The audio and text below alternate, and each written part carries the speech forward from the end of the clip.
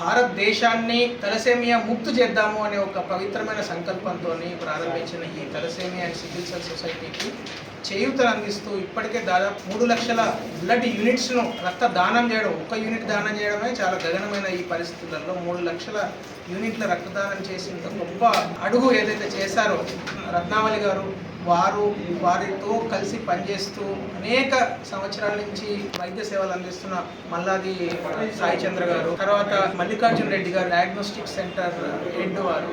So వారందరికీ నేను అభినందనలు తెలియజేస్తున్నాను. ఈరోజు ఇంత గొప్ప రక్తదాన శిబిరం ఏదైతే ఇక్కడ జరుగుతున్నదో, వారు మొత్తం డే అంతా కలిపి ఏదో 70 యూనిట్లని అన్నారు డాక్టర్ గారు, కానీ ఇప్పటికే ఆల్రెడీ నాకు తెలిసి 70 యూనిట్లు అయింది. సో అంత గొప్ప పవిత్రమైన కార్యం ఇక్కడ జరుగుతున్నది. సో ఇటువంటి పవిత్రమైన కార్యంలో నేను కూడా వచ్చి అటెండ్ కావడం అనేది నా పూర్వజన్మ సుకృతంగా భావిస్తున్నాను.